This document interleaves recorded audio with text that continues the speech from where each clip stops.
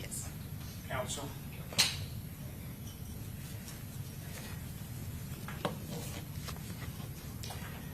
Good morning, ladies and gentlemen. I want to begin again by thanking you very much for your service, your attentive service in this case. As you know, I am speaking on behalf of Rashad Murphy.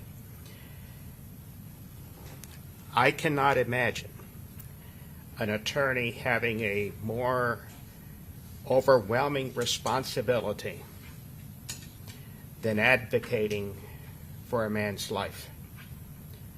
And here we are. As we go through the evidence that was presented and the mitigating circumstances that have been proposed, I want to make sure that there is no attempt to misstate. If I say something, I've got notes, you have your notes. If I say something that you remember differently, please rely on your notes and your collective memories. You've heard it several times during this case, and I'll go briefly through it. Your recommendation is extremely important. It carries great weight. The judge has to give it great weight. And the mitigating circumstances that have been proposed by Rashad Murphy and the other defendants only have to be proven by the greater weight of the evidence. If you believe that it more than likely exists, you can consider it and give it the weight that you decide it deserves. And those mitigating circumstances can be facts about the case, or it can be facts related to Rashad Murphy as a person, as a human being, such as the mental issues that have been presented, his childhood, his history, his accomplishments. It can also be your personal observations of Mr. Murphy's behavior during the last 6 weeks, as you've had a chance to observe him for 6 consecutive weeks.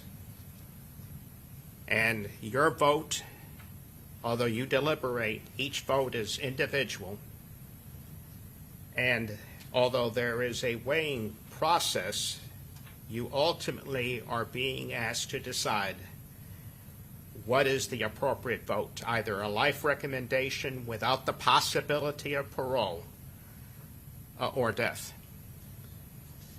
Ladies and gentlemen, nothing that I am saying during my closing arguments is designed to in any way minimize the tragedy for Charles Jones and his family. Death resulted regardless of the details. His family, the family of Mr. Jones, grieves regardless of the details. All that is a given before your analysis in this penalty phase begins. And the same principle applies to the crime of murder. All murders involve some level of violence, some less, some more, but they all involve some level of violence. All first-degree murders involve either premeditation or while committing a serious crime such as robbery or rape. Nevertheless, and that's why we're here, nevertheless, not all first-degree murders warrant the death penalty.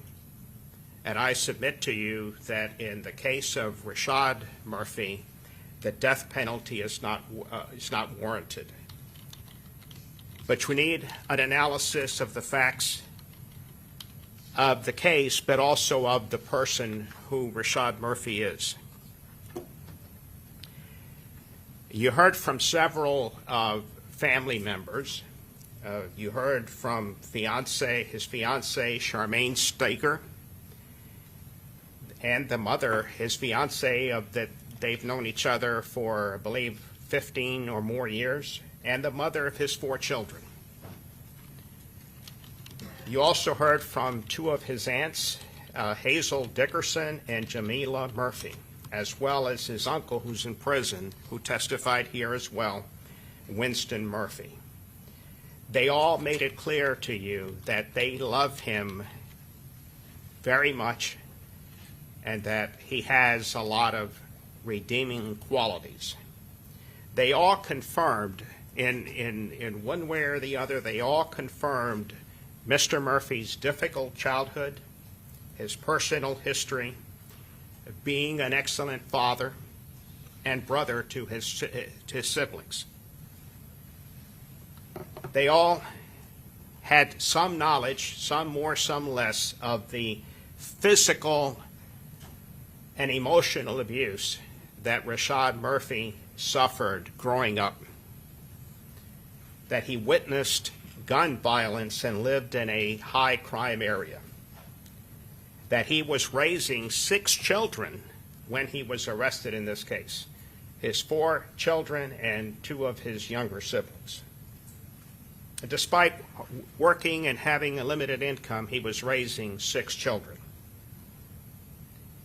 You heard that he was consistently employed, and that you also heard from Ms. Steger, his aunts, that they would continue to have contact with Mr. Murphy and visit him in prison as he would be serving if he ultimately gets a life sentence without the possibility of parole. And with something that Mr. Harmon said yesterday, I want to make it clear, and I think you would agree.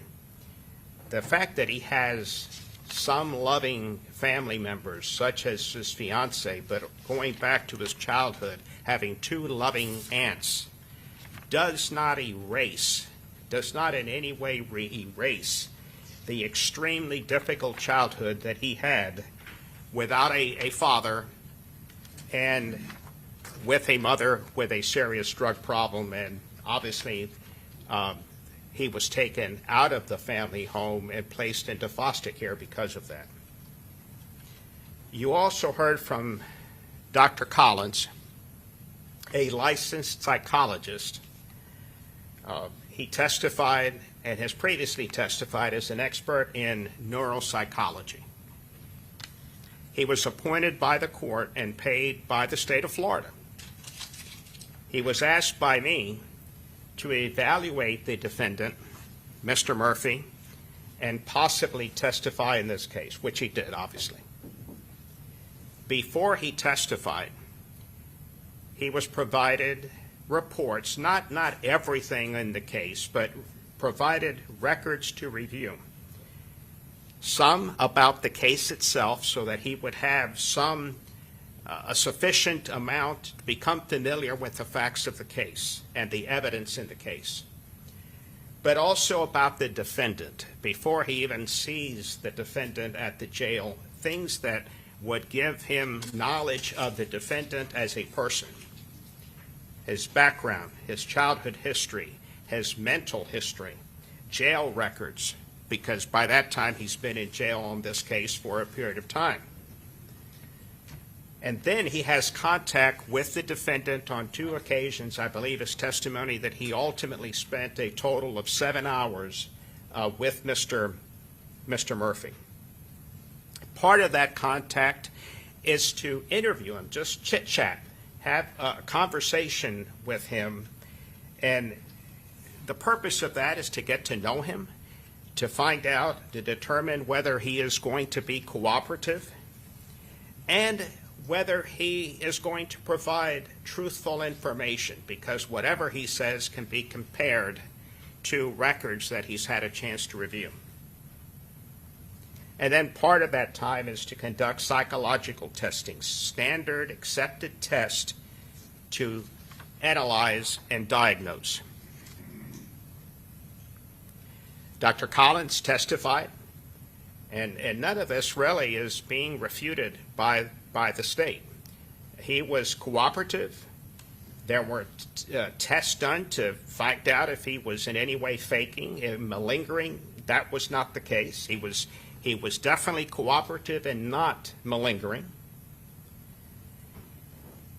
The important thing, or at least one of the important things, is that the interview, the testing, And the records that were reviewed by Dr. Collins were all consistent, clearly indicating that Mr. Murphy was being truthful regarding his self-reporting about his childhood, about his background, about his history, and about his mental state.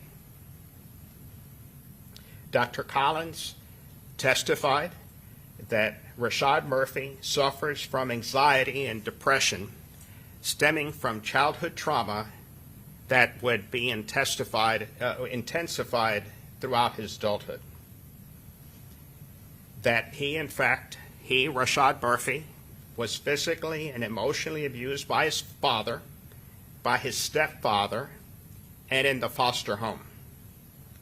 And that his mother suffered from severe drug addiction and ultimately died, where leaving Mr. Murphy with having to, by this time he's of course out of the foster home, and having to take care of his younger siblings. He confirmed, Dr. Collins confirmed, that drugs and violence were common in his community, in the community that Rashad Murphy grew up in when he was not in foster home. Ladies and gentlemen, I'm trying not to be repetitious, but the fact is that Rashad Murphy was born into violence and suffered a lot of abuse and neglect. He was removed from his father's care by the state when he was a small child. And all of this is confirmed by Dr. Collins, not just talking to Rashad Murphy, but looking at all the records. And then, as I said a minute ago, is that back after, I think it was 2018, when his mother died, he adopted his younger siblings. He was employed, but obviously a limited income, trying to not only financially support his fiancée, his 4 children, but also his 2 younger siblings. Dr. Collins also confirmed other records, and of course you heard from Ms. Steger, that he had a loving relationship with his childhood sweetheart and mother of his 4 children, that he was an excellent father, hard worker throughout his adulthood. The diagnosis by Dr. Collins is that Mr. Murphy suffers from post-traumatic stress disorder, PTSD. And as you know, it's a mental condition triggered by experiencing and or witnessing terrifying events. And it disrupts daily life. It affects his judgment, his decision-making as an adult. And it goes back to his childhood. Once someone has PTSD, it doesn't magically go away. It can be treated with psychotherapy and medication, but his condition is always there and does not go away, and it relates back to his childhood.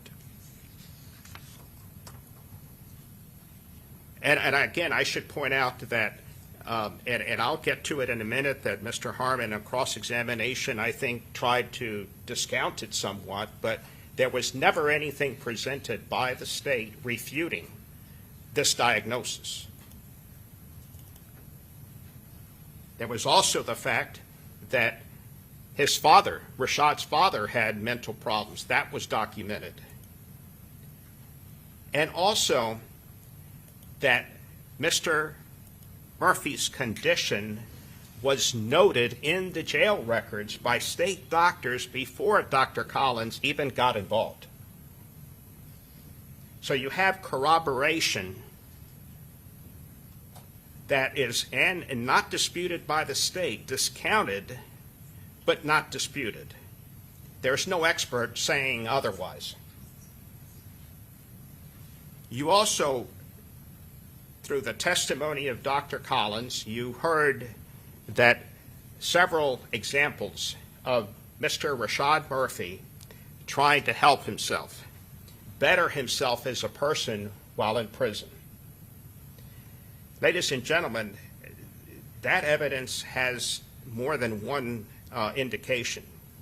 I suggest to you that it does show that he's trying to better himself as a person, but it also shows that it's indicative of him not being a troublemaker, adapting to prison life, following strict rules and regulations, that if he was sentenced to life in prison without the possibility of parole, he would not be a problem, a troublemaker in prison. He's been in jail 2 years without any problems. And as I said, trying to better himself, you have the exhibits that you can look at when you go back to deliberate. There were 3 composite exhibits presented to you. One is Defense Exhibit 1 dealt with education. He got his GED while in prison, while in jail, not prison. He got his GED while incarcerated on this case.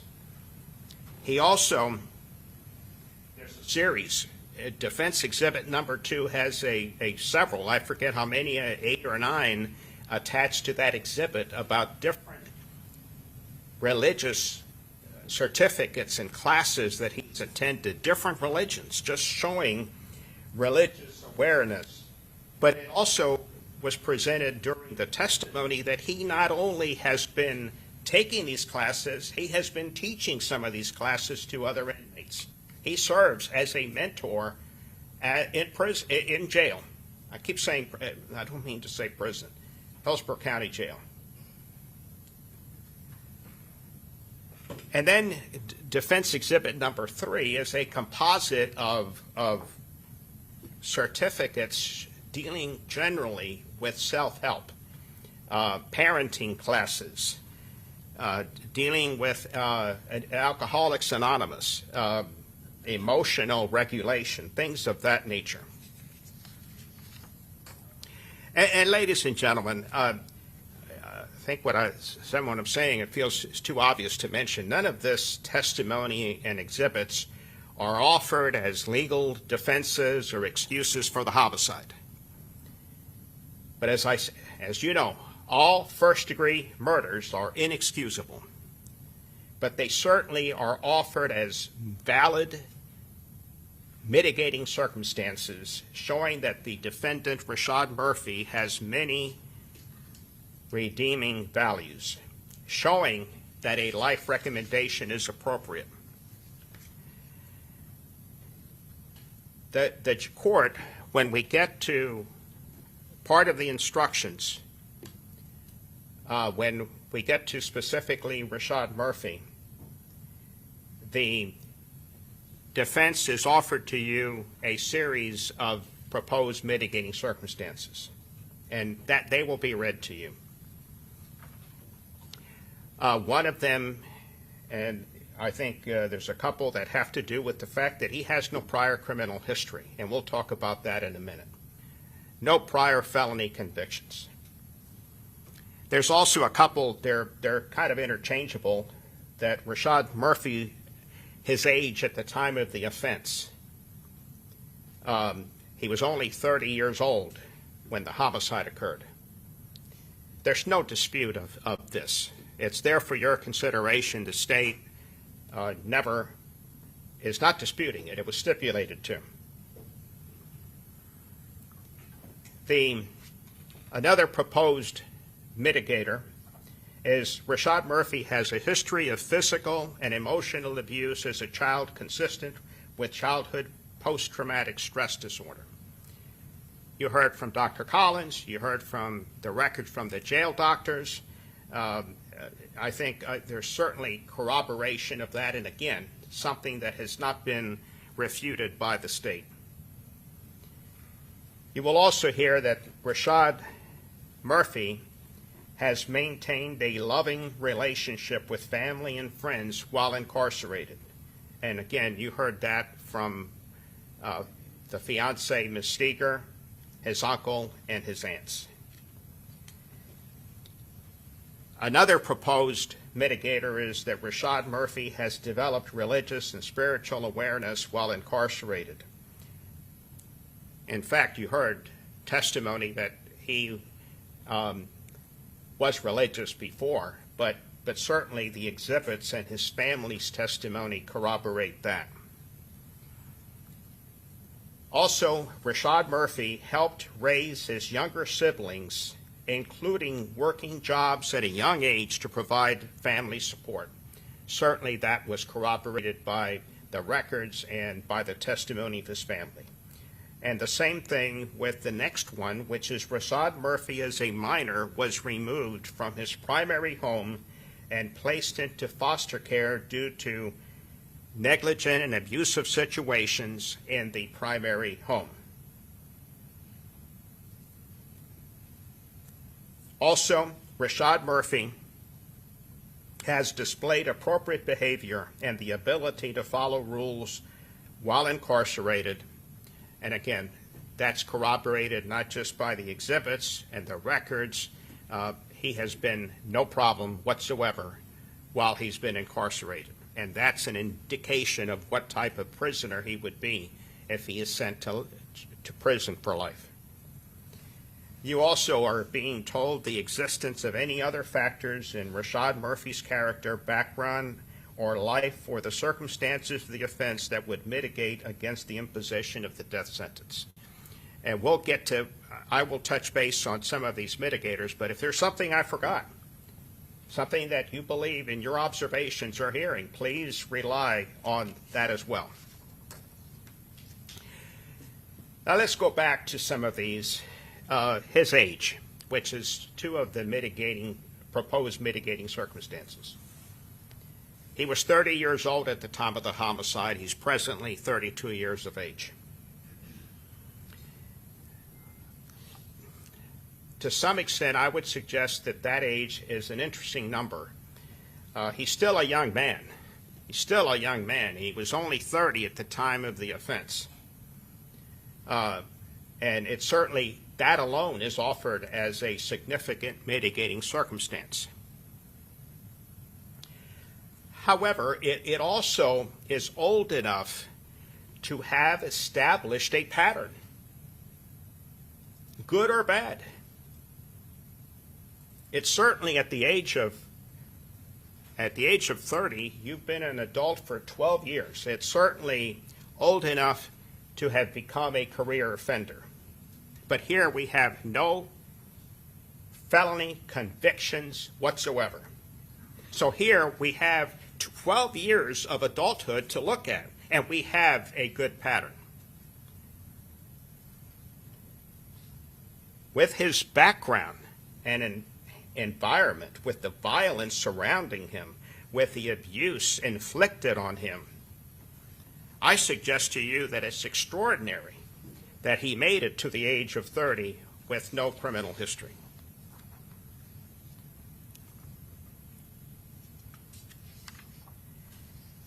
Let's go back a minute to the PTSD.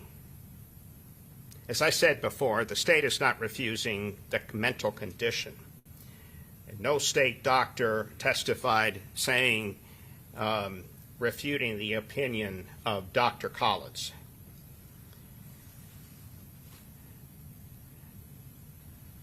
I think it's fair to say that the state is suggesting that considering everything, it's not important because you found the defendant guilty of first-degree murder.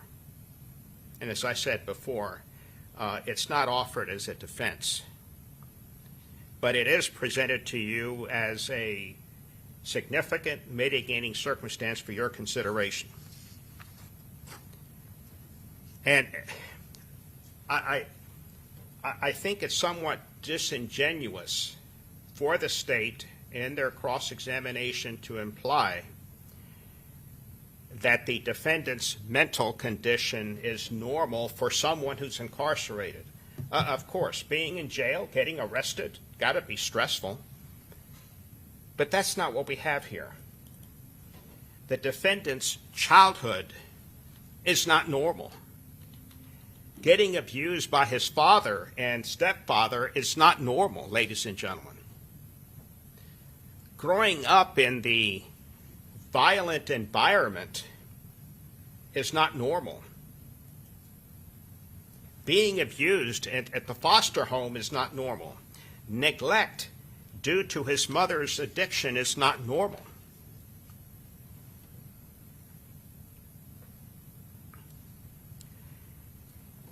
touching back briefly on his behavior while he's been in jail on this case. And as I said, it shows that he knows he's not he doesn't cause trouble at the jail. But I think it should be emphasized that he can be, in addition to having contact with his family, he can be a positive influence on other prisoners. He's been teaching Bible classes. He can mentor other inmates, now in jail and later in prison. And as I said, he would, as you've heard testimony, the evidence has shown and his behavior has shown that he would continue to be able to maintain a living relationship with his family and friends while in prison.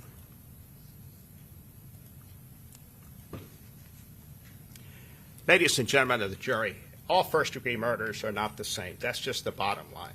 And that's a decision, a vote that you have to consider.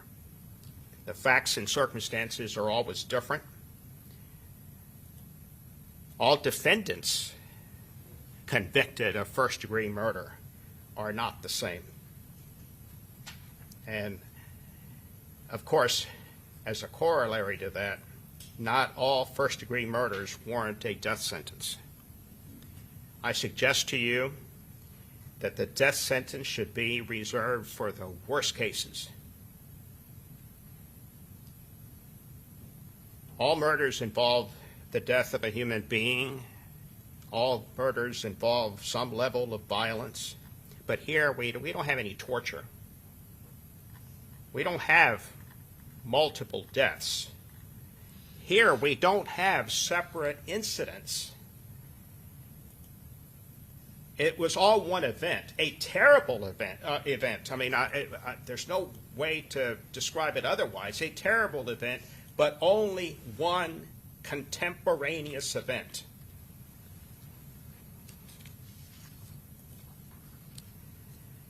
You determined justice. You determined justice was served with your verdict. As you've been told more than once, Rashad Murphy will die in prison regardless of your vote. And based on your verdict, a severe punishment is appropriate, and there's only two choices. I submit to you that justice will be served. It will be further served by severely punishing Rashad Murphy by making him spend the rest of his life, which, according to normal life expectancy, could be another 50 years, to spend the rest of his life in prison, to live under strict rules and regulations without the basic freedoms we normally take for granted, that we normally enjoy. And I'm trying not to be repetitious, but I need to go back for a moment to this lack of any prior felony convictions. I cannot, ladies and gentlemen, I cannot overemphasize this. Despite the terrible environment the defendant grew up in, despite those scars, despite the mental ill issues he lives with on a daily basis and will continue to live with, despite whatever treatment he gets, the defendant, Rashad Murphy, has no prior felony convictions, not one.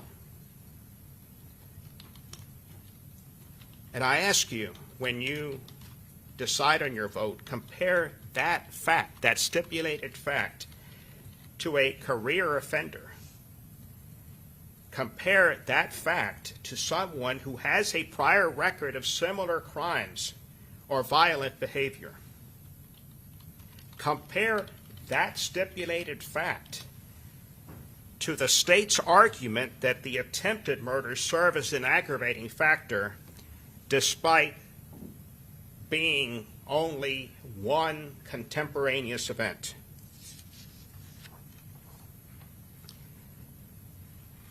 Compare that stipulated fact to the state's argument that an aggravating factor is that the defendant was a criminal gang member. All that, all those allegations, all those factors, despite the fact that he has no prior felony convictions. I submit to you that the mitigating circumstances outweigh any aggravating factors presented by the state. But in any event, I submit the mitigating factors clearly show that a life recommendation is warranted with respect to Rashad Murphy. Ladies and gentlemen of the jury, I have not offered this evidence or made this closing argument to in any way justify the homicide. My only point is that the evidence presented, all corroborated, demonstrates that a life recommendation is appropriate for Rashad Murphy. And finally, I want to talk about Rashad Murphy's children. 2 sons, 2 daughters, between the ages of 7 and 13. Pretty much the ages that the defendant was when he was experiencing some of this abuse and separation from his family growing up. Despite being in prison for the rest of his life, he was an excellent father, he is an excellent father, and he can still be a positive influence on his children. He has been and would continue to be a loving and supportive father.